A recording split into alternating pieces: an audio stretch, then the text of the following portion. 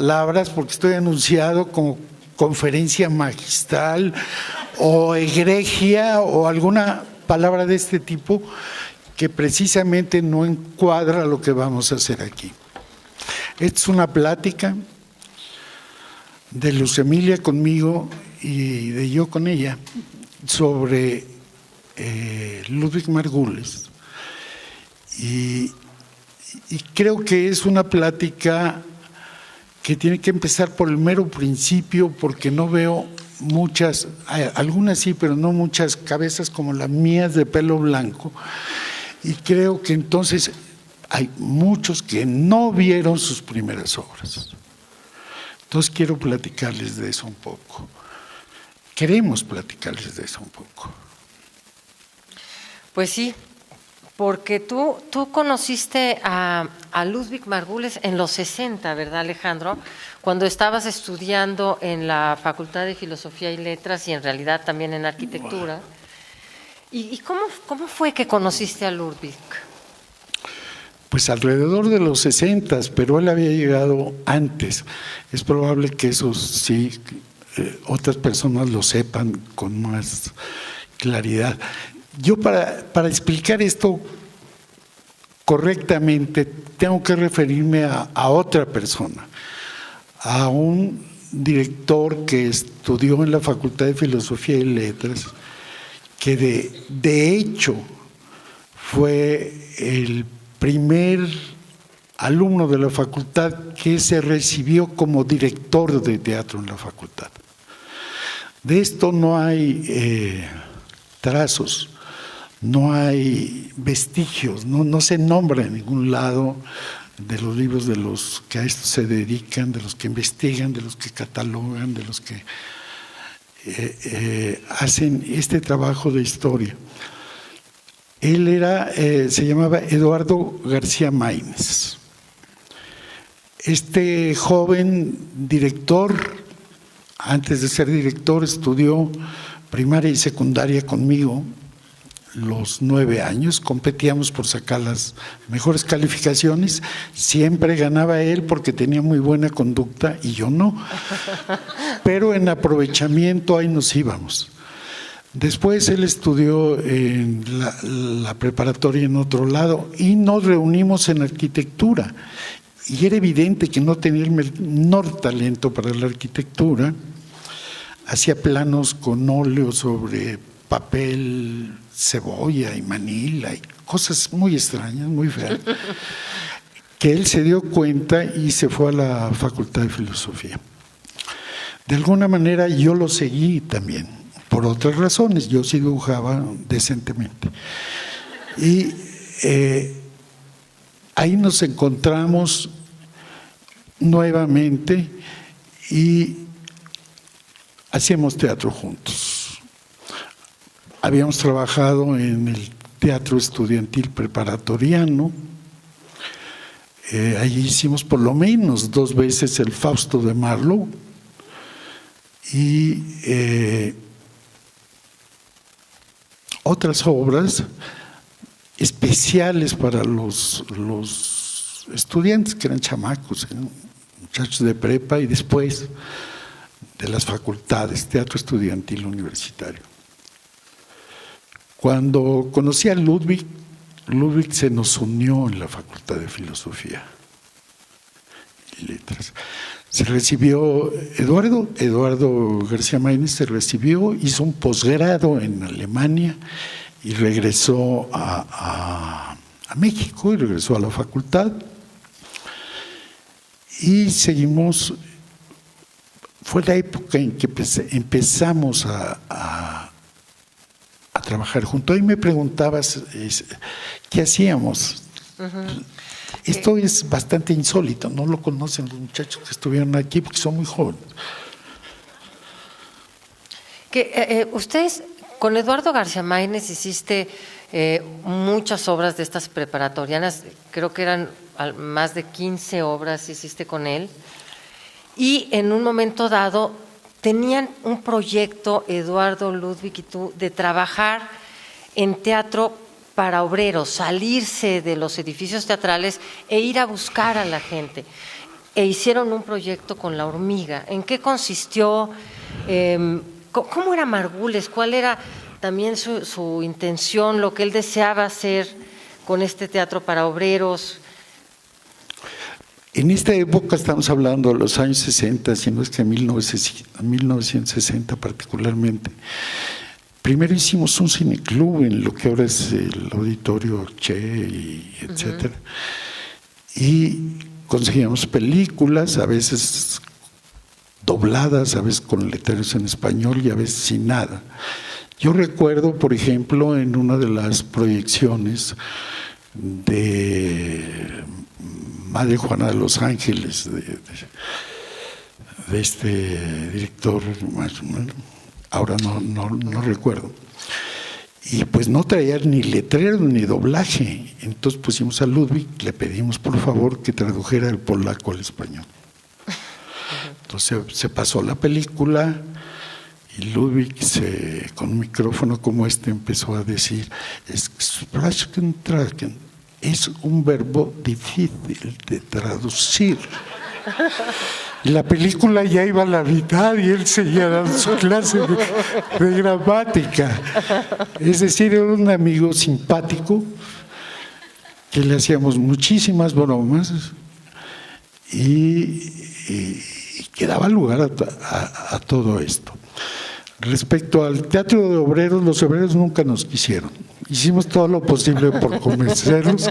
No querían teatro en La Hormiga, lo que ahora es un centro comercial que está ahí subiendo hacia San Jerónimo, pero no me acuerdo cómo se llama ahora.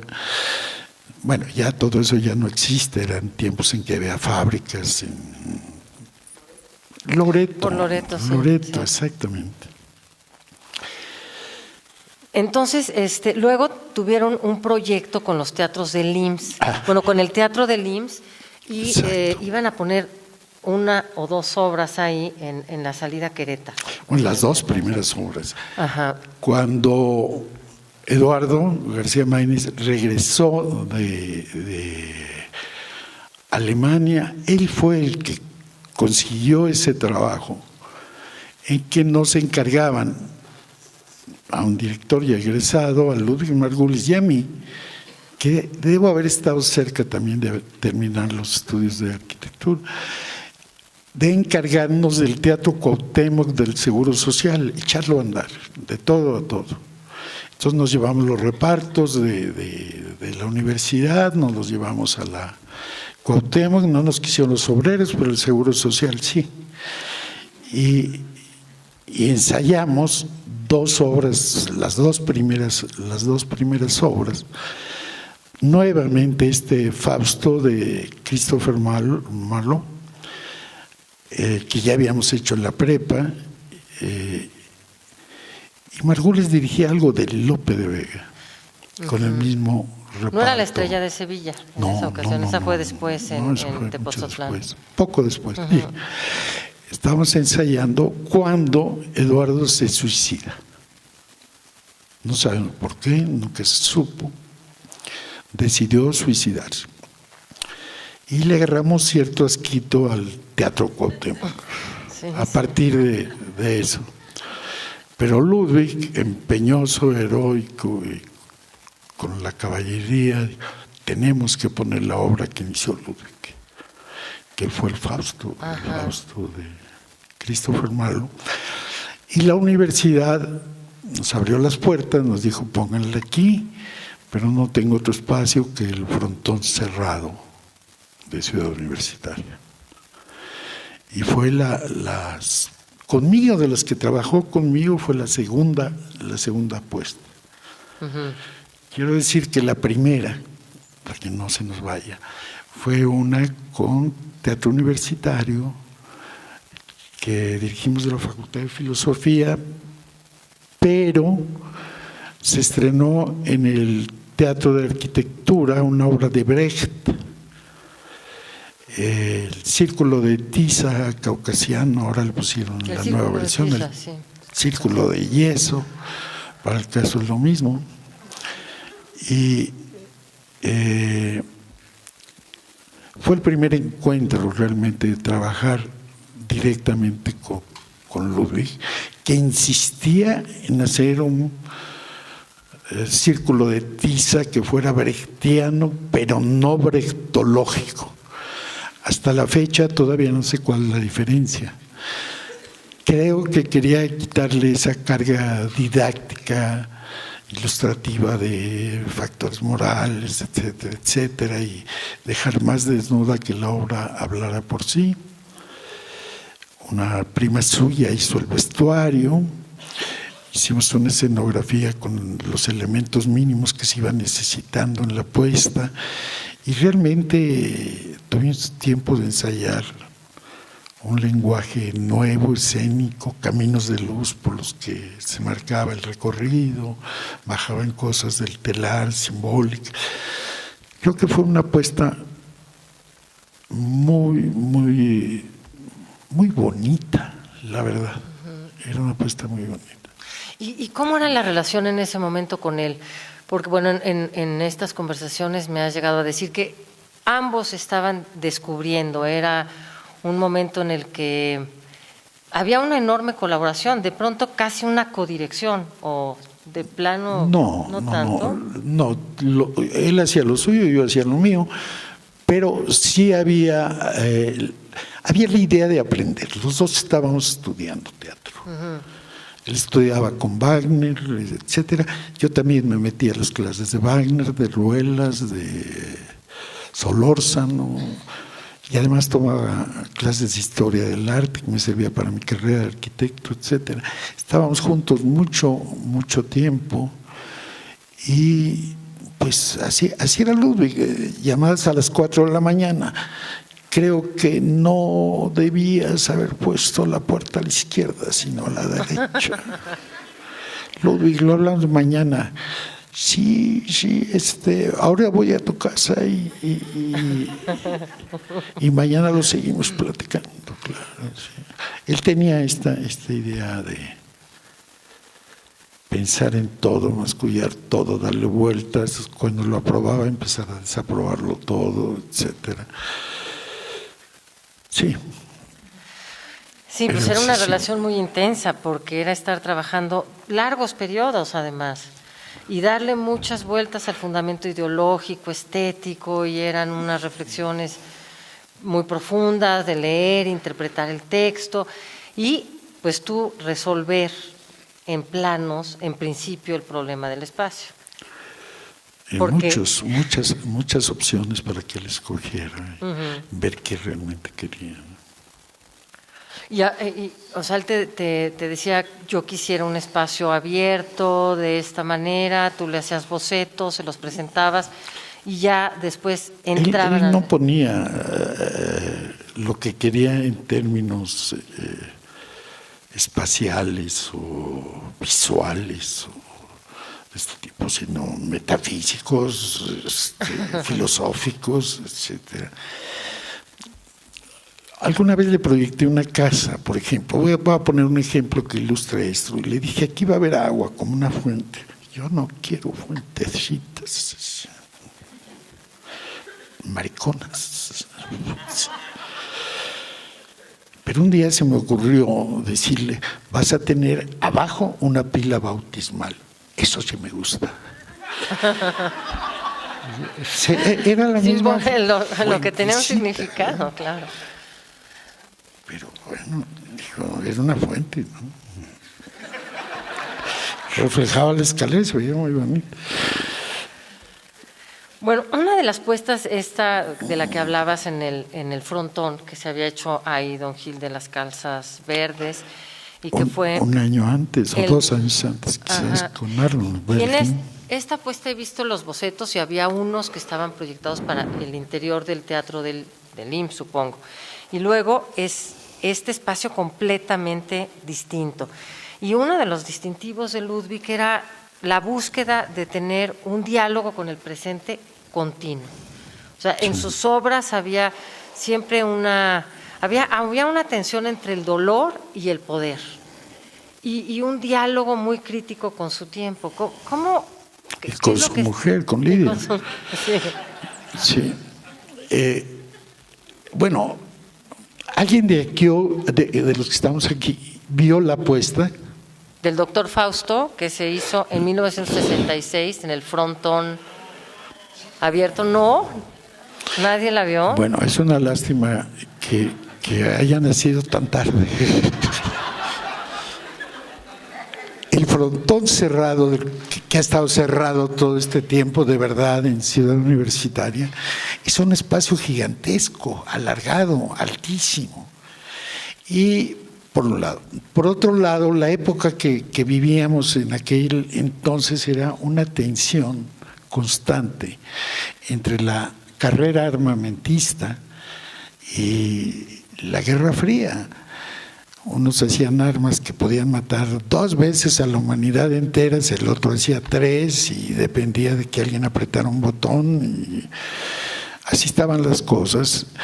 Mientras la carrera también era espacial, era cuando Laika la mandaron a la Luna y en sus libros de historia los pueden ver.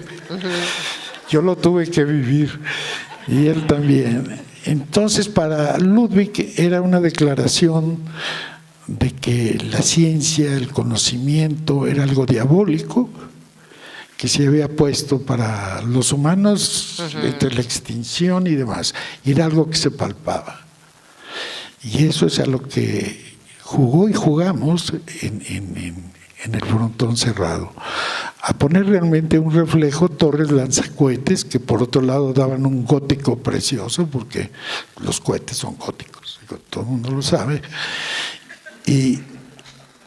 Y eran torres muy, muy altas, estoy hablando de 7, 8 metros de altura, con cohetes, y Fausto arrastraba los cohetes como Cristo, y había un cerebro electrónico, cuando los cerebros electrónicos no eran de este tamaño, muéstraselos.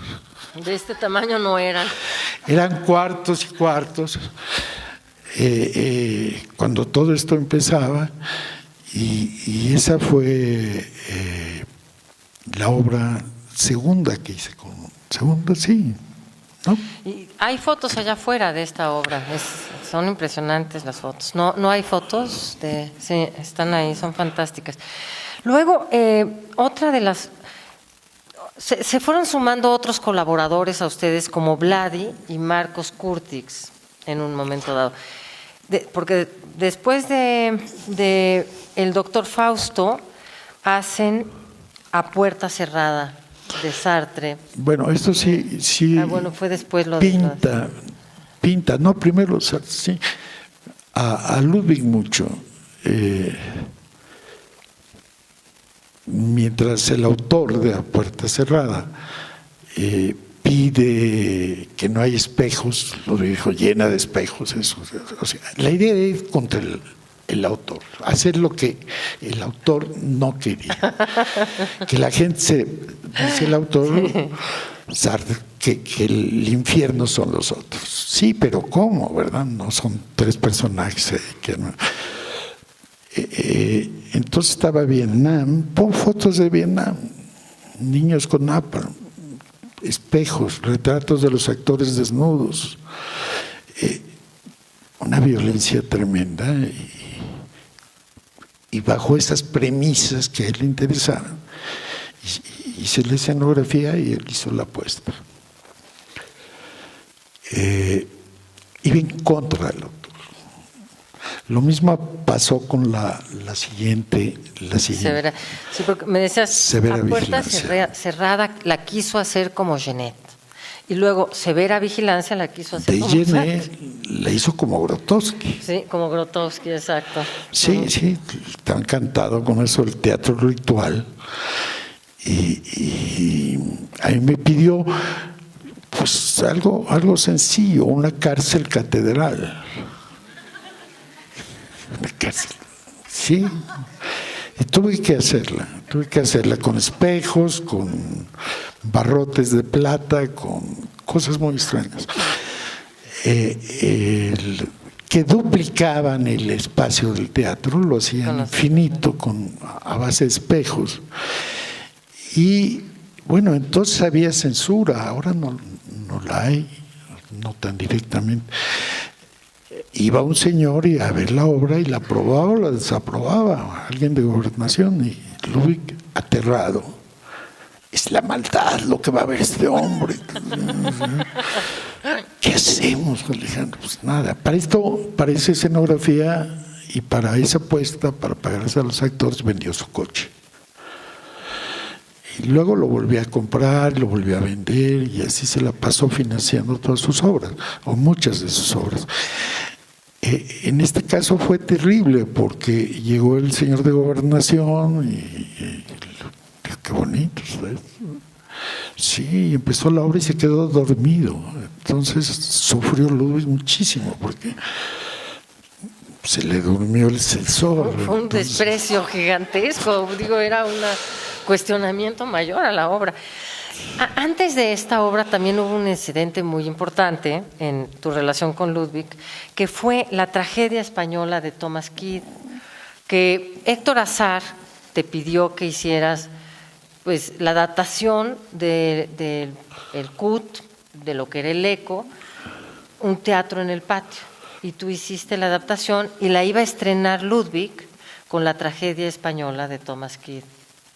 Sí, el primer CUT, no sé cómo llegó, antes había sido el ECO, obra de Matías Geritz, cómo llegó a Azar para que fuera el CUT, pero fue el que estaba ahí por el Monumento a la Madre. Y yo hice una escenografía que, porque la tragedia española es de Thomas Kidd, que es un autor isabelino, pues tendía a recordar el teatro isabelino. Y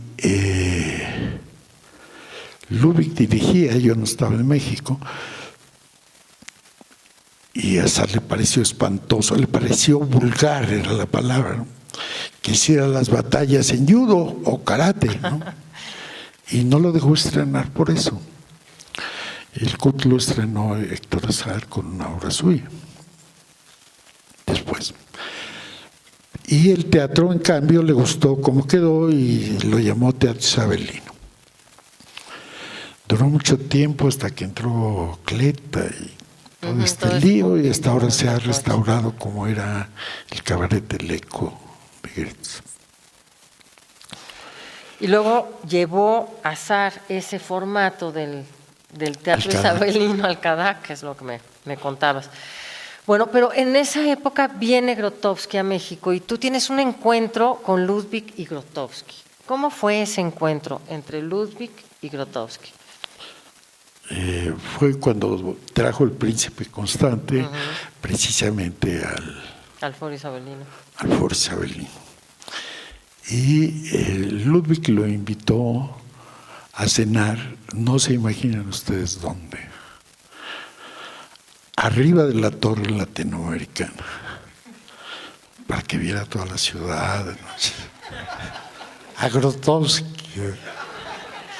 Pero cuéntanos cómo iba vestido Grotowski a esa. Era su etapa de negro, con corbata negra, camisa blanca, seriosísimo, ¿sí? Después ya se puso jeans, se dejó el pelo largo, ¿sí? Estaba muy enfermo, creo que después se alivió milagrosamente. Grotowski.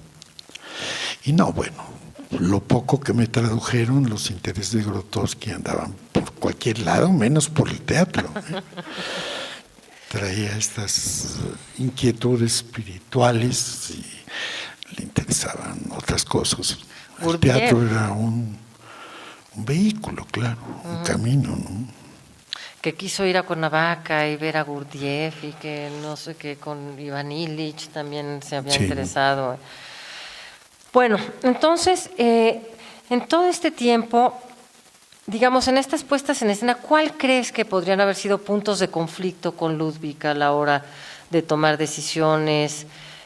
¿Cuáles puntos de convergencia?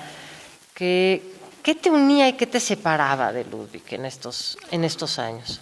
Creo que los dos aprendimos cosas uno del otro todo el tiempo, y la manera de aprender era cuestionar todo. O sea, eran conflictos de yo propongo esto, no sirve, porque lo que sea, lo primero que se te ocurriría. Entonces, y al revés, y contraatacar y atacar.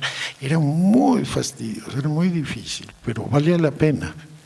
O sea, eso que pasaba con los actores y con sus otros colaboradores, que te llevaba al límite. Ludwig era alguien que tenía una voluntad de llegar al límite, al fondo de las cosas, como de pronto una voluntad de construir para reconstruir. Pero con un gran respeto de por medio, que no sé si se los tengan los actores, francamente. Ludwig era un material altamente inflamable y no podía ser muy frágil y estar cerca, porque sí era un hombre muy fuerte y muy cuestionador. Bueno, luego venimos a una puesta en escena cuyo recuerdo me has compartido y que me gusta mucho. Bueno, estamos en la fiesta de cumpleaños, que fue muy interesante el planteamiento, quizá hay afuera también las imágenes. Todo este viaje por Pinter. Nuevamente, era una obra de Harold Pinter que él quería subvertir de algún modo. Es decir, todo lo que en Pinter es sutileza, es por debajo, es ambiguo, él lo quería explosivo, contundente, visible. Hablaron hace rato de esta obra de Pinter, ¿no? Les gustó mucho, pero no era Pinter, era Ludwig. Sí, claro. Siempre era Ludwig. Me pidió una escenografía que en el primer acto se viera prácticamente naturalista, en el segundo se dilatara inmensamente y en el tercero reventaba y se tronaba todo. La hice, ¿no? Lo hiciste, efectivamente. Pero vamos, yo aceptaba esas cosas de Ludwig, me gustaba lo que proponía, siempre me quedé con ganas de hacer un Pinter como pedía Pinter, ¿no? Luego vino Tío Vania, que esta fue una puesta en escena en la que te trajiste prácticamente los muebles de la hacienda de tu familia en el Valle de Mezquital, y en la que me has dicho que lo único ruso que había era el samovar. ¿Cómo fue este acuerdo, este trabajo con Ludwig en Tío Vania? Porque hubo pleitos ahí, que yo recuerdo, hubo momentos difíciles. Bueno, yo creo que en ese Tío Vania Ludwig no quiso violentar a Chekhov para nada. Quiso seguirlo tranquilamente. No había nada estridente en la puesta. Era casi como uno se puede imaginar que la había escrito Chekhov, ¿no? Ya en el trabajo, pues sí, había ciertas diferencias. Una vez nos peleamos porque en tercer acto, que es, inventamos una de las habitaciones, estaba toda tapada porque no se usaba con sábanas. Yo quería tapar el candil y él no entendía mucho por qué tapar un candil. Le digo, pues que le cae el polvo. Entonces, todas las explicaciones no sirvieron. Era una tontería tapar ese candil. No, pues a mí me gusta tapado, ahora sí, Ludwig, ya te friegas. Porque él empezó a discutirlo delante de todos los actores, y te pido que salgamos a Los Arcos, ahí enfrente en la avenida Chapultepec. Pues lo quito yo, lo quitas tú y me llevo todo, Ludwig. Te quedas con el teatro vacío y dices que es conceptual o lo que tú quieras.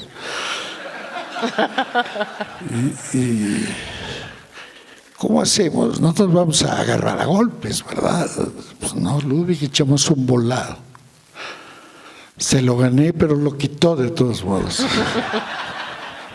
Efectivamente, en las fotos ahí está, sin cubrir. Una de las puestas en escena más... Bueno, la primera puesta en escena que yo vi de Ludwig fue de La vida de las marionetas. Creo que es una de las mejores puestas en escena que he visto. Y ese fue un proceso largo, difícil, tomó mucho tiempo. Y luego vinieron decisiones muy precipitadas cerca del estreno. Yo no sé cómo consiguió ese libreto, cómo le gustó, ni por qué. Hace poco, en esto que organizó la universidad, ¿cómo se llama? ¿El cuál? Berman. Ajá, en lo de la cátedra verde. La cátedra, me tocó cenar en casa de José Luis Cortés y me tocó al lado la asistente, que en aquel entonces era muy joven y luego lo acompañó todas sus obras, ¿no? Y dice, pues es la peor obra de Bergman. Bergman estaba en un estado verdaderamente molesto, lo perseguían económicamente, tuvo que salir del país, no trabajó con ninguno de sus actores con los que siempre trabaja, con Lee Bullman, con este otro, trabajó con los alemanes, un grupo alemán que no conocía, se la pasaba mal, es una obra que pensamos que es una muy mala película y una mala obra. Pues aquí fue un éxito. No sé por qué, dice ella, porque no tiene de dónde. Esto me sorprendió mucho. Yo encontré que la obra les gustaba a todo el mundo. Y quizás es la obra que más interés despertó, dirigida por Ludwig. Esta obra. Pero si quieren que les platique, esto se llevó 2 años. La primera idea era rentar o pagar algo en algún edificio en construcción, de esos que se tardan mucho en construir, se tardaban, ahora ya no se tardan nada, y poner en cada piso un set. Eran 36 sets o 2 sets por piso, según el edificio que consiguiéramos, y que el público recorriera los pisos viendo la obra en distintos ambientes. En eso trabajamos casi 1 año. Después tuve que hacer bocetos para algo que pedía, que eran los tiempos muertos, como transiciones entre lo que pasaba. Debía haber sets para tiempos muertos. ¿Qué es eso? Digamos, una calle mojada. ¿Y eso qué es? Tiempo muerto. Por ahí camina alguien o no camina, se ve la sombra. Como que estaba muy fílmico en ese entonces. Pero después ensayó en el CUT, en su oficina, y llamaba a los actores, porque estaba dirigiendo el CUT, y sentaba al actor aquí, y me llamó para decir que quería que el público los viera a la misma distancia que los veía él, así de cerquita. Esto lo iba a hacer después con Los Justos, ¿no? Pero quería hacer todo en esto. Finalmente yo hice una escenografía que él nunca entendió de qué se trataba. Y con los mismos materiales que se habían comprado para hacer esa escenografía, que Ludwig no entendió nunca cómo funcionaba, con proyecciones, cosas muy complicadas, hicimos esa 2 semanas antes del estreno, usando los mismos acrílicos, cosas, y a todo el mundo le gustó mucho. Así fue. De La vida de las marionetas es la última obra de teatro que haces con él. ¿Cómo? No, perdón. Sigue The Rake's Progress, el Fausto de... Pues, sí, bueno, haces ópera después con él. El Ricardo III nos lo saltamos, era porque es antes, es que nos hemos ido saltando. El Ricardo III es algo muy interesante porque es ahí donde trabajas con Vladi, pero este es antes. Ricardo III... Sí, con Vladi. Sí, no, pero está bien. No, volémonos obras porque si no, pasamos toda la noche. Dime. El Ricardo III, Vladi hizo un vestuario y a Ludwig finalmente estaba como muy entusiasmado. Él empezó a hacerlo en severa vigilancia y no lo usamos. Porque pues, no venía el caso. La cuestión con los pintores es que pintan. Entonces, el vestuario se pone sobre gente que se mueve y cosas. Y era muy bonito. Los dibujos son muy bonitos, están en el libro. Pero pues, no funcionaba. No le funcionaron. Luego, no los usó. De La vida de las marionetas sigue Lulú de Wedekind. Y sí fue una obra que no funcionó. Yo pienso que no funcionó ni la dirección, ni la actuación, ni la escenografía, ni nada. ¿Y por qué? No sé. ¿Cómo fue tu trabajo con él en esa obra? Esa sí la vieron ya, ¿no? Era malísima, ¿no? ver, de las obras con las que trabajaste con Ludwig, ¿cuál es la que más te gustó? A mí me gustó trabajar con Ludwig en todo. Siempre. Bueno, saliera aún con Wedekind. o no saliera, aún con Wedekind.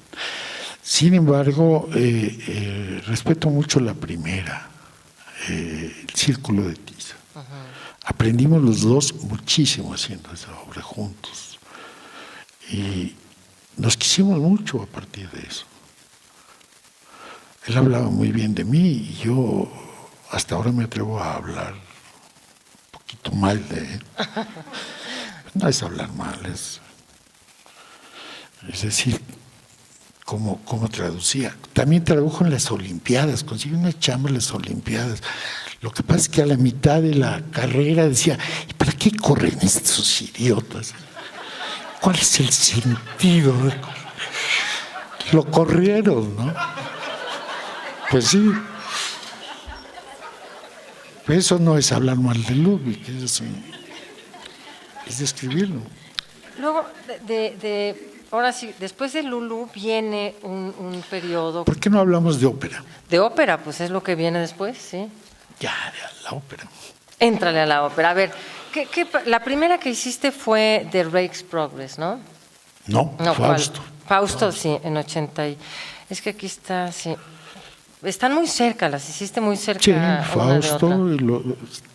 En el libro están mal ordenados. Uh-huh. Y Fausto, pues ya lo conocíamos, ya habíamos hecho Fausto de Marlowe, yo había leído el Fausto de Goethe, etcétera.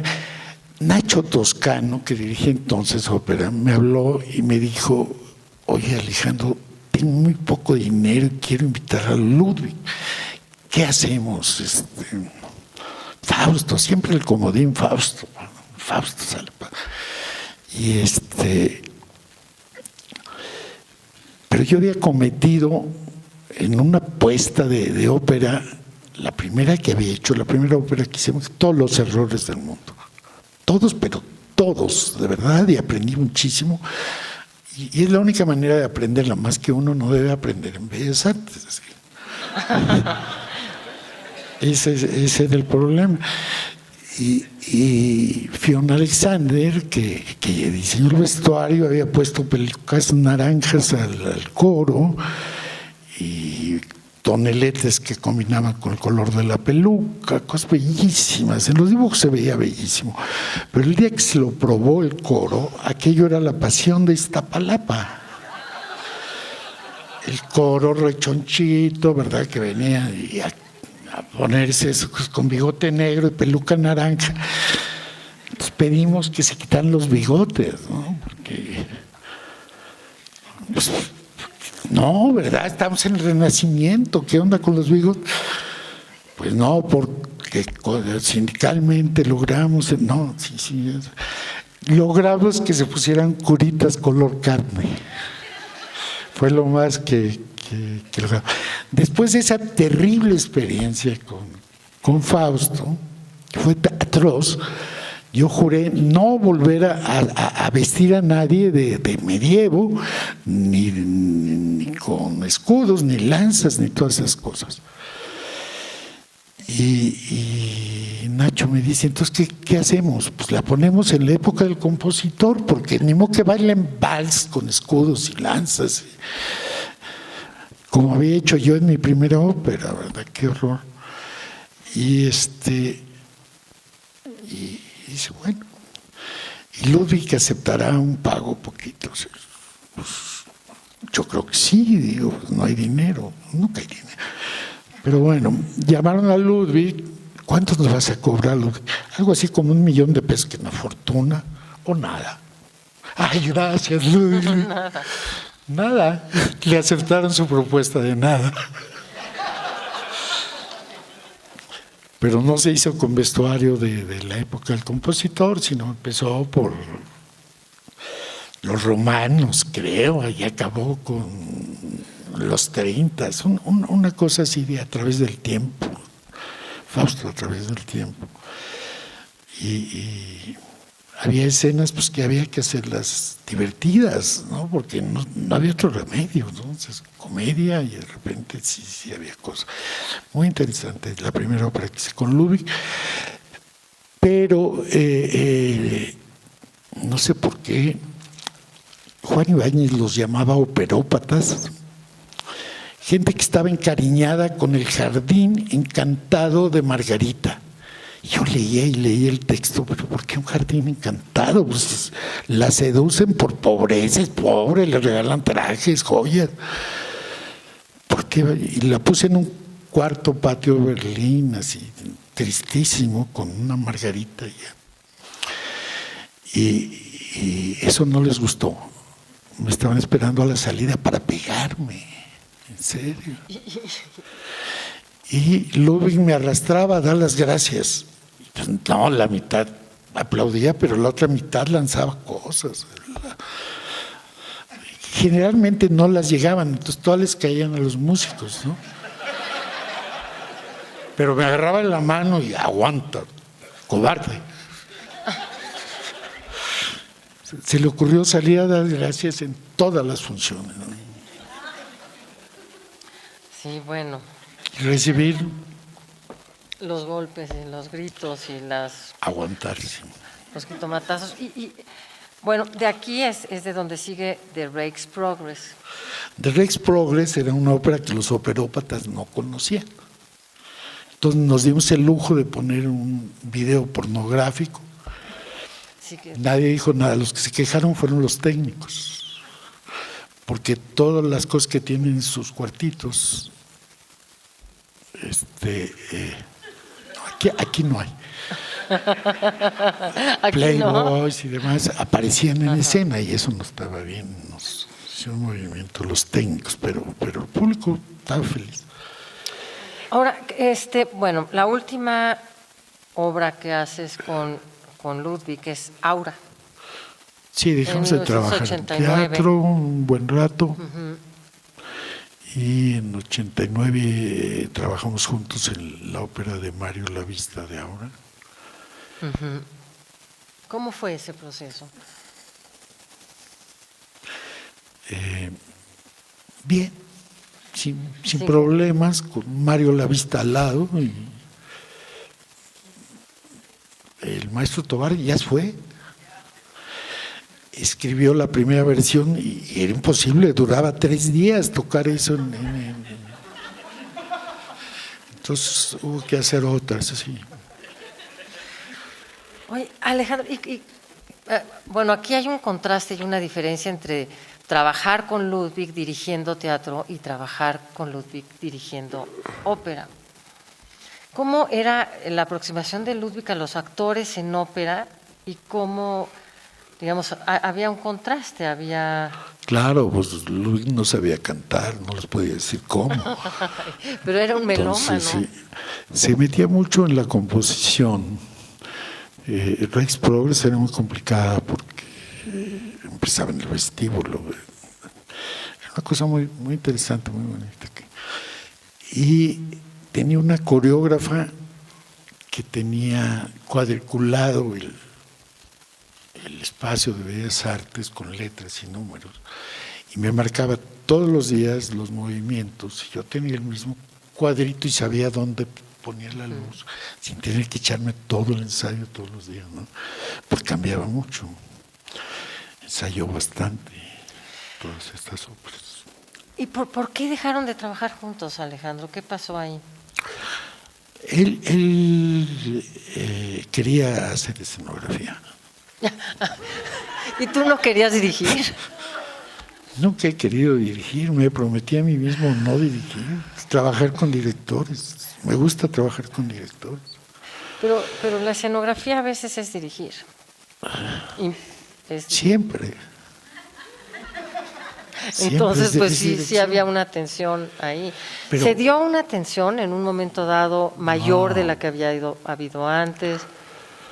No, nunca. Pasábamos de los insultos a romper cosas, mesas, como en De la vida de las marionetas, claro, ¿no? Claro. Sí. Ludwig era muy, muy especial. No veía, realmente, tengo que decir la verdad, no veía el espacio. En dibujos, en perspectivas, en plantas, no lo podía ver. ¿Quién sabe cómo lo vería él? Maquetas. Pero cuando llegaba al teatro, sabía maravillosamente cómo usar ese espacio, dónde poner al actor. Era la posición perfecta para iluminarlo, para todo, en el espacio. Antes podías enseñarle algo y no lo veía. Ahí me decía, hazme una axonométrica. Y él me piensa, pues, ¿por qué axonométrica? Es la perspectiva que es esquemática, se usa para dibujo mecánico, ¿no? Unos dibujos muy raros, este sexo, ¿no? Sí, pero no entiendo. Empecé a hacer maquetas, y le llevaba la maqueta, míralo, aquí está la maqueta de esa. Está muy chiquita.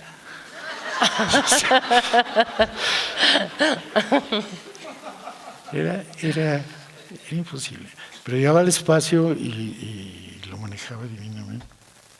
Y en relación con otros directores con los que trabajaste, esa relación con el espacio de Ludwig, ¿veías un contraste, una intuición distinta, una capacidad de resignificación poética a través del espacio y del tiempo? Porque, pues, Ludwig tenía mucha conciencia de esto. Buscaba eso desesperadamente. Uh-huh. Sí. Pero nos llevábamos muy bien. Nos queríamos mucho. Nos soportábamos. Y esa era la manera de trabajar juntos. Jalones a veces de la manita, de todo. Y al ver las obras posteriores a de Ludwig, en las que tú no hiciste la escenografía, por ejemplo, ¿qué pensaste de Los Justos? Bueno, Los Justos llevó a cabo, pero en otra obra, lo que en un momento quiso hacer en la vida de las marionetas, que era el actor Ahí me tocó un solo actor, no veía a los otros porque me puso en primera fila en el centro y vi a un actor solamente, ¿no? Pero estaba genial, absolutamente genial. Me gustó mucho Los Justos, a mí sí me gustó. Tomar, creo que no. Sí, a mí también me gustó muchísimo Los Justos, me pareció fascinante. Yo creo que Mónica Raya le resolvió muchos problemas que siempre quiso llevar al extremo. Una es que no hubiera sombras. Voy a platicar una cosa un poquito fuerte. Una vez Xochitl Medina, digo el nombre, estaba llorando en las escaleras del teatro porque estaba iluminándole a Margot. Le dije, ¿por qué lloras? Pues esto es bonito, es para divertirse. Es que Ludwig no quiere sombras, ya le quité todas las sombras, pero los actores producen sombras abajo. Quiere que se las quite. Sí, ya le dije que les tengo que amarrar una lámpara en los huevos, pero no quiere. Llora y llora y llora.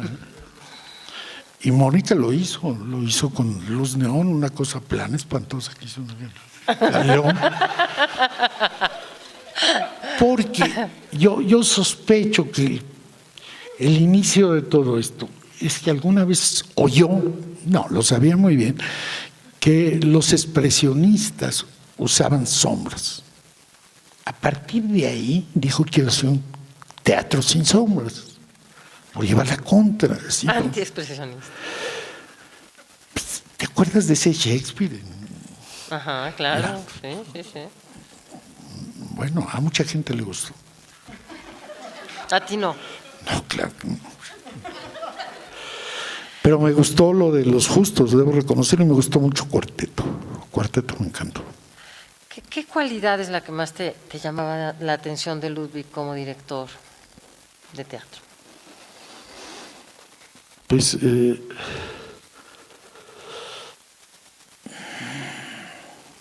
su capacidad de llevar al extremo las cosas, a manera de prueba, ¿no? Esto, otros directores saben muy bien lo que quieren, lo manejan, salen cosas bien o mal, no sé. Pero Ludwig, esto de empujar las cosas hasta el imposible, ¿no? Una manera intensa de vivir el trabajo.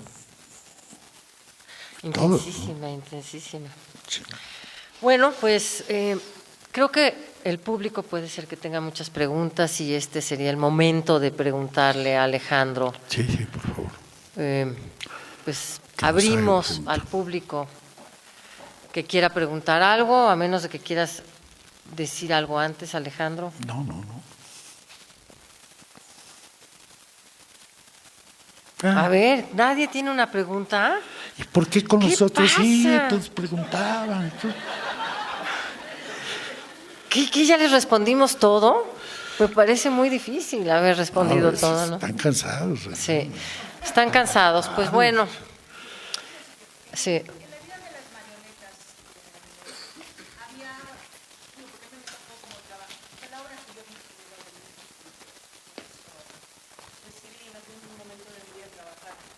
Querer estudiar con él y trabajar con él, ¿no?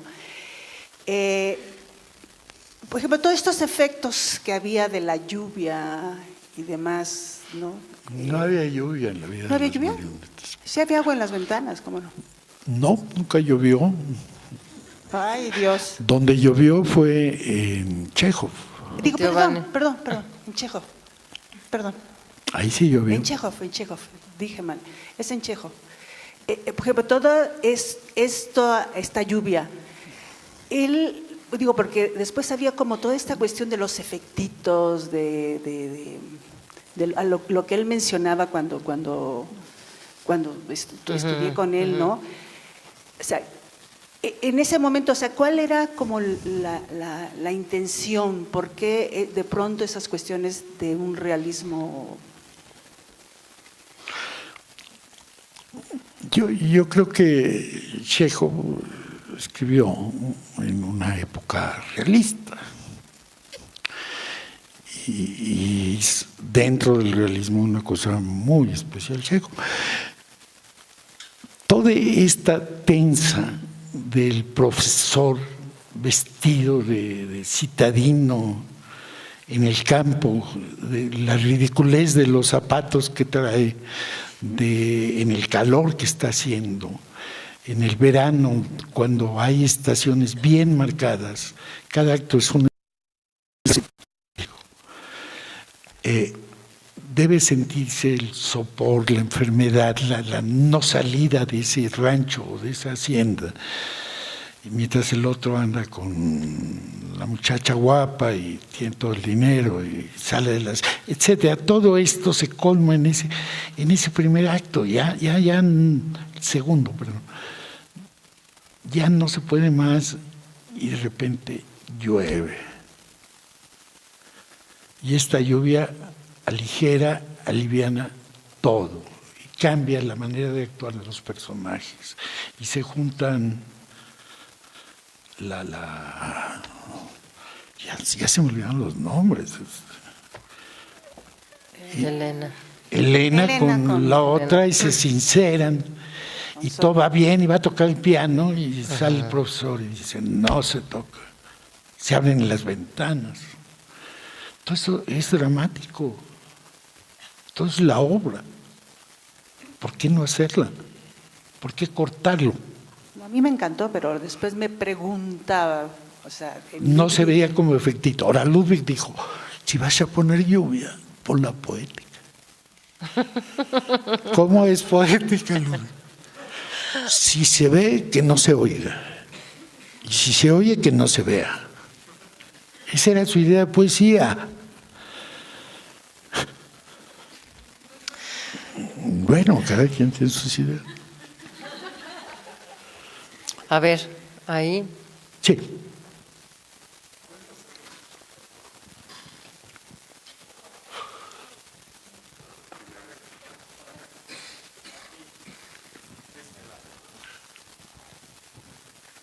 Sí, Maestro, yo tengo una pregunta. Cuando eran jóvenes, ¿tenían algún filósofo o qué lecturas o qué era lo que leían? ¿Qué era lo que de pronto los hacía pensar en lo que querían hacer con respecto al teatro? ¿Cómo lo pensaban? ¿O solo era teatro lo que tenían en mente? Cuando era jóvenes éramos más prácticos que ahora. Los actores eran estudiantes de las diferentes carreras, de ingeniería, de arquitectura, de medicina, etcétera. No necesariamente eran malos actores. Y escogíamos para montar obras expresionistas, en especial alemanas, o el Mono Velludo, o estas obras expresionistas de este continente, porque había muchos tipos y había uno o dos caracteres que eran los buenos actores que encontrábamos. Todos los demás los disfrazabas de maquinistas y hacían cosas así. Hacíamos un teatro que, cuando esto lo llevamos a Praga, lo llamaron neoconstructivista, porque se parecía a Meyerhold, más o menos, y estas cosas. Pero era un teatro por razones prácticas, que lo hacíamos con estudiantes. Cuando tuvimos actores profesionales, pues se exigía más, y así. Pero no venía de lecturas, venía de todas las cosas que había leído Ludwig por un lado, todas las cosas que yo leía por otro, etcétera. Pero no teníamos un guía así masón o nada.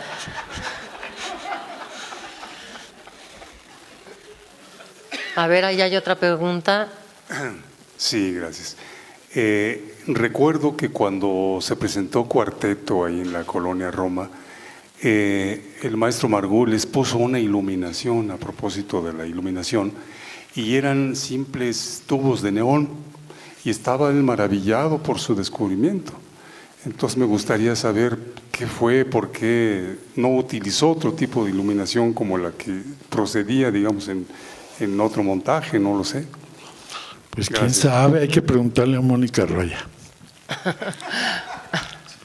Yo de verdad, creo que de repente había ideas que no correspondían a la práctica. Esto de las sombras, de que era un teatro sin sombras, porque alguna vez oyó que el expresionismo se basaba en las sombras. Con cualquier película ves las sombras que se alargan y demás. Y él no quería ser expresionista de esa época, no quería otro expresionismo. Y entonces se negaba, pero radicalmente, a nada de sombras. Entonces, yo lamento no haberle dado justo mucho, pero él lo logró cuando trabajó con Mónica. Esto del teatro sin sombras. El neón, por ser lineal en vez de un foco, produce menos sombras. Un cacho borra la otra. Pero sí hace sombrita. Difusa, pero sombrita. Sí, bueno, maestro Luna, bueno, es un comentario, una inquietud. Pero que levante la mano, porque déjame cambiar de lado. Sí. Qué linda. No, aquí te agarro con nosotros. Isabel, tu amiga. Sí, no, ya. Una pregunta de las... A mí tu obra, bueno, me maravilla, me parece una dramaturgia narrativa. Cada espacio que haces es para mí una escritura dramática, ¿no? Y te admiro mucho. Bueno, dicho esto, entiendo que pudo haber sido difícil esto que tú comentas de llegar con tus dibujos, con tus planteamientos dibujados, etcétera, y que Ludwig, hasta que no se viera la dimensión teatral, no era tan fácil la comunicación. Entonces mi pregunta era en algo que a mí me maravillaba de las trabajos que hiciste con Ludwig, sobre todo en La vida de las marionetas y en otras de la iluminación, si era un proceso en el que tú de leer la obra o el libreto planteabas tu iluminación, o Ludwig en el proceso de ensayos iban pintando juntos la luz. O sea, ¿cómo era eso con Ludwig? No, teníamos campos totalmente separados. Yo me encargaba de la escenografía y de la luz, una vez aprobado el proyecto, y él se encargaba de los actores. Esto incluso lo he extendido a todo mi trabajo. No importa si es Ludwig o con cualquier director, creo que son medidas de higiene. Cualquier cosa que un actor quiera decirme, se la tiene que decirme a través del director. A cambio, pido que cualquier cosa que quiera decir un técnico sea a través mío. Porque son retramposos. No, que Alejandro me dijo, que no sé qué, que se van con el director. No, pues es que el director dice, total, hacen lo que se le pega la gana. En cambio, así hay condiciones de trabajo, de no dispersarse mucho en conflicto de autoridades, digamos. No, y es el día del estreno, se acaba el pacto y ellos ya pueden decir lo que quieran, ya se estrenó. En La vida de las marionetas incluso me maravilló muchísimo cómo el sonido que emanaba de sus cajas, que si bien en el edificio no los pudieron hacer, como dices, el sonido parecía que lo estaba sintiendo el espectador, hablando de la relación con el público de ese espacio, ¿no? La música que usaron y la canción de esa caja donde se supone que uno lo ve desde lejos, a mí como público me impactó tanto que me cambió la vida como actriz, ¿no? Realmente ver cómo un espacio acústico, sonoro, escenográfico puede cautivar a tal grado. Entonces mi pregunta es, ¿cómo resolvieron tú y Ludwig esa caja, esa música en ese espacio sonoro en La vida de las marionetas? En 15 días, los 15 días que platiqué cuando hablamos de esa obra, tuvimos que cambiar todo porque no funcionaba lo que yo había propuesto. Ludwig realmente no entendía para qué o cómo funciona. Hacemos otra y va. Y lo hicimos en 15 días. Es la escenografía más rápida del oeste. Sí, pues fue genial. Salió bonito. Pues han sido jornadas muy intensas, ¿verdad? A ver, aquí hay otra pregunta por ahí.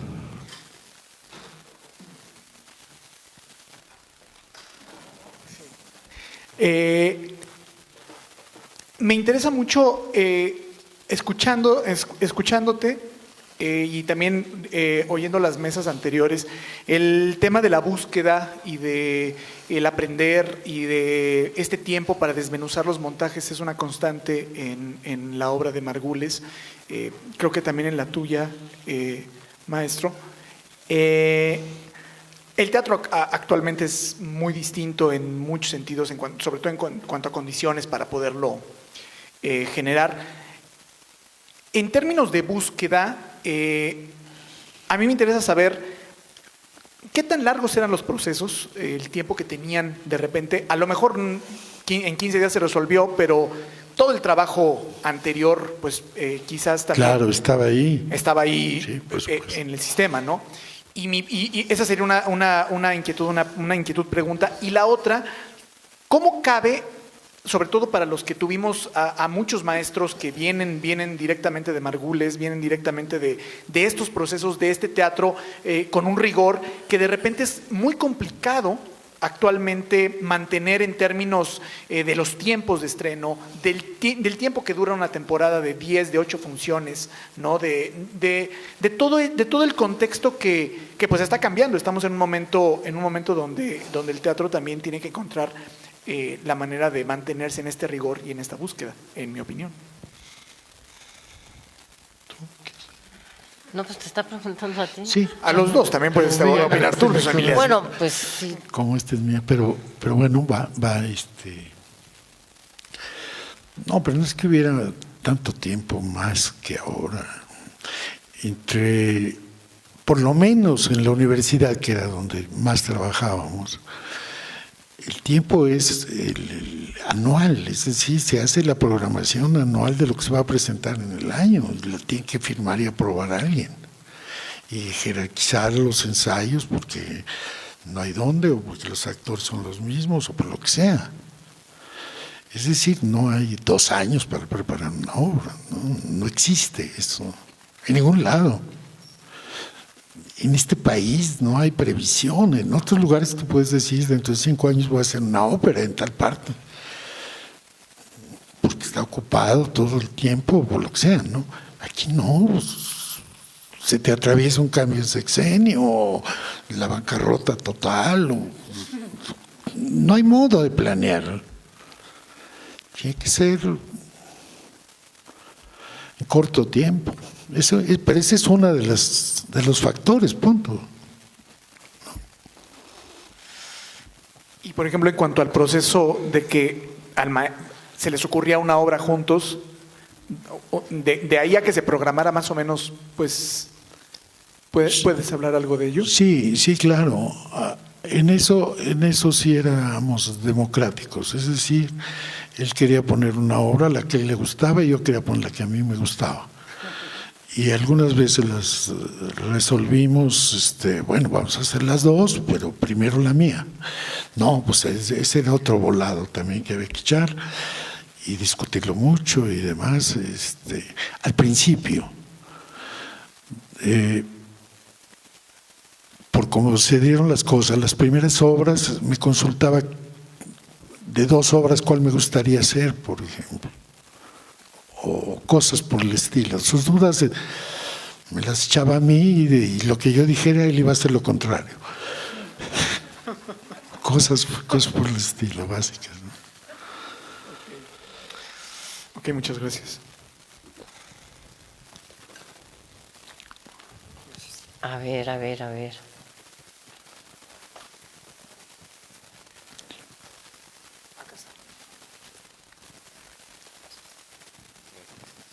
Hola Alejandro, yo tengo una pregunta acá. En tu trabajo como creador se encuentra una gran notoriedad del trabajo como de dirección o de redirección a partir de la luz y del espacio. Y quería saber cuáles fueron tus influencias o cómo encontraste las particularidades, por decirlo así, escultóricas en el teatro, que trabajaste mucho.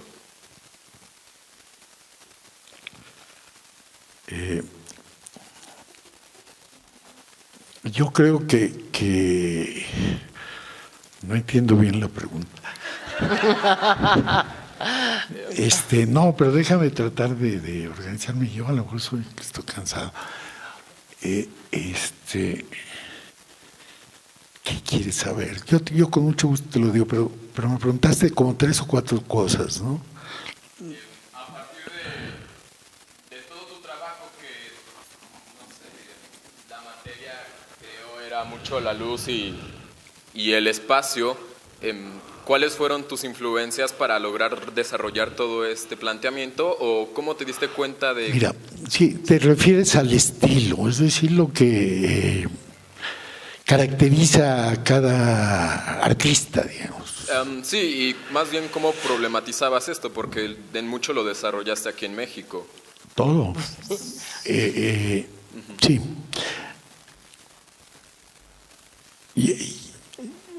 Tengo que platicar de cómo era en mi época. En mi época, el escenógrafo, había, yo digo 2 tipos de escenógrafo. Un escenógrafo de oficio, que ha aprendido el oficio y lo hace muy bien, o regular o mal. Y menciono los 3 principales que había en mi época, que eran Julio Prieto, Antonio López Mancera y David Antón. Había 3 escenógrafos en mi época que se bastaban para hacer todo el teatro de la ciudad. Por otro lado, en la universidad aparece un movimiento de pintores que se acercan al teatro. Pintores, todos los pintores, Leonora Carrington, Arnold Belkin, todos los pintores, Vladi, Lilia Carrillo Felgueres, todos se metieron al teatro 1 o 2 veces, no aguantaron más. En serio, hicieron cosas brillantes, desenfadadas, renovaron el teatro. Era muy interesante lo que hacían los pintores. Yo no soy pintor, nunca he pintado nada, pero absolutamente nada, no sé pintar. Entonces yo no podía estar del lado de los pintores, por un lado. Por otro lado, estudiaba arquitectura dentro de una escuela de arquitectura honesta, así el purismo, el organicismo igual. Había que enseñar los tubos por donde baja el drenaje, la estructura. Vamos, para mí también me parecía repugnante pintar una tela ladrillos rojos. Digo, eso, sí, pues no lo voy a hacer nunca. Entonces no tenía para dónde ir. Ni era pintor de las escuelas que había, ni era escenógrafo de oficio. Estudié en la escuela, estudié con López Macera, vi todo el teatro de Julio Prieto en el Seguro Social de la época. Y pues me influyó para hacer las primeras cosas, pero en la prepa, sí. No iba por ahí. Yo sí creo que la primera vez que encontré que las cosas tenían que ser, ¿qué dijiste? Narrativas, que tenían que ser dramáticas, escultóricas, dijiste, ¿no? Pero no sé qué quisiste decir con eso. Que tenía que ser todo eso, fue en la primera apuesta con Ludwig Margules. Y le estoy muy agradecido por eso. No sé cómo fue, pero fue en el Círculo de Tiza, en el Teatro de Arquitectura, la primera vez que trabajé con él. Antes había hecho muchas escenografías otras, pero con él aprendí que tenía un camino, que tenía que encontrarlo, que me tenía que servir a mí, primero porque no me iba a poner a pintar, ni a pintar ladrillos. En fin, iba a usar luz, iba a usar, no sé, otras cosas. Así fue. Gracias. Maestro, aquí, arriba. Te veo. Ok. Bueno, hace tiempo tuve la oportunidad de tener una conversación con el maestro Arturo Nava. Él había trabajado como iluminador. Arturo Nava. Arturo Nava, como iluminador en una de las obras del maestro Margules. Y le pregunté, bueno, y vi su currículum, y le pregunté de todos los grandes directores de su tiempo con los que había trabajado, quién le parecía el mejor director. Y él me dijo que Margules, precisamente, que para él era el único que consideraba director en todo el sentido de la palabra. Él sabía exactamente lo que quería lograr y cuál era el objetivo final al que quería llegar. Ayer en la mesa de trabajo con los actores se comentó que cada día, cada año se resiente más la pérdida del maestro Margules. Y mi pregunta es, para nosotros, esta generación que no, yo creo que muchos no tuvimos la oportunidad de verlo como tal, de ver en escena el trabajo del director, de Margules como director, y en esto que el teatro es finito, ¿no? Que es inmediato. ¿Qué es lo que hemos perdido o qué es lo que ha perdido el teatro desde que perdimos al maestro Margules, en su opinión, si es que hay algo?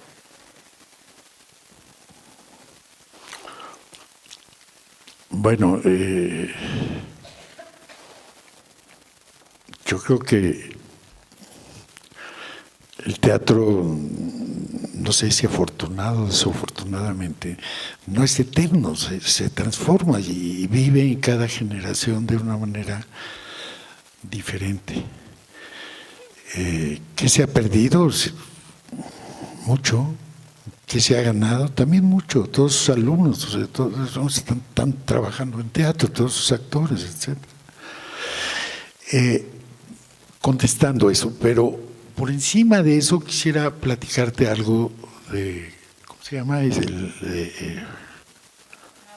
Nava. Arturo. Nava. Sí, Arturo Nava.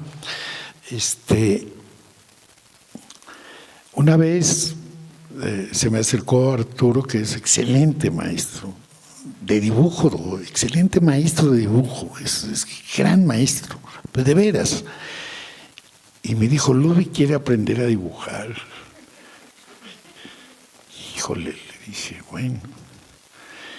Y le dio clases 1 año, Arturo, a Ludwig. 2 veces por semana. Iba a desayunar a casa de Ludwig y a darle clases particulares a Ludwig.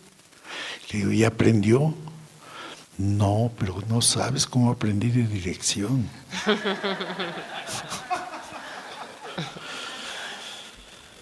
Gracias. Una chiquita, son 2 preguntas en una. Alejandro, si extrañas a Margules, ¿y qué extrañas de él? Pues ¿qué será? Trabajar con él, digo. Trabajar con él. Ahora, de alguna manera él necesitaba trabajar con otras personas para contrastar, para constatar, para lo que sea. Yo trabajé siempre con varios directores, pero él trabajamos juntos toda una etapa de obras y después él necesitaba y sin pleito alguno, vamos, tenía ganas te digo que llamó a Nava para que le enseñara a dibujar, quería ser escenógrafo también. Pues sí, francamente. Y hizo lo que como escenógrafo hubiera hecho, tener su teatro sin sombras que quería de repente. Bastante aburrido.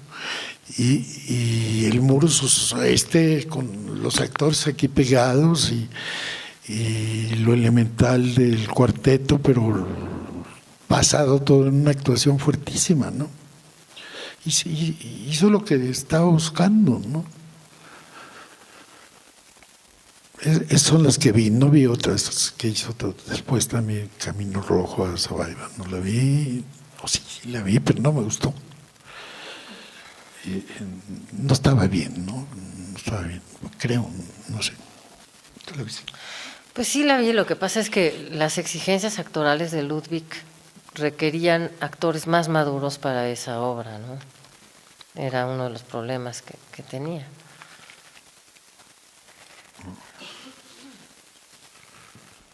Pero bueno, así es esto.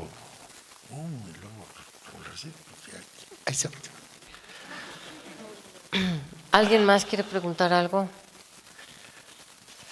Pues ha sido un homenaje muy entrañable realmente, y lo que podemos ver, que no estuve en todas las mesas, pero en las que he estado, es que Ludwig tenía una gran capacidad transformadora y tenía una mirada muy original a la vida y a la escena, y tenía una característica que me pareció siempre entrañable. Creo que todos los que estuvimos, o muchos de los que estuvimos cerca de él, además de los que colaboraron, yo tenía un diálogo como observadora de su trabajo, era su enorme curiosidad y su gran disposición a mirar a los otros. Y una curiosidad de penetrar en los misterios humanos de la gente que le rodeaba, alguien que vivió el fondo del dolor como pocas personas, porque no solamente era haber estado en la guerra, sino el perfil de personalidad que tenía Ludwig. Y me siento muy agradecida con Lidia por haberme invitado a participar en este homenaje. Lo extrañamos mucho, yo lo extraño mucho. Además de ser un gran director de teatro, pues era un gran compañero de comidas y un cocinero también. Y bueno, pues creo que no hay mucho más que decir.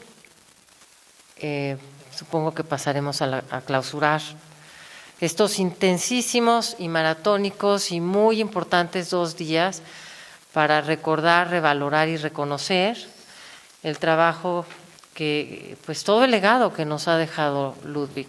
Transformó actores, los formó, los transformó, la escena y a los espectadores. Además tenía una voluntad crítica tremenda, porque a él le gustaba que la crítica fuera severa. Se decepcionaba si no había alguna objeción por ahí, algún comentario que pudiera ser algún acicate inquietante. Bueno, pues Lidia, ¿dónde está Lidia? Ana, bueno, ya mi cansancio es Lidia. Ya. Muchas gracias. Y con esto cerramos estas 2 sesiones maravillosas y exhaustivas con respecto a Ludwig Margules. Muchas gracias por acompañarnos. Un aplauso a Ludwig y a todos sus colaboradores. No, tú no.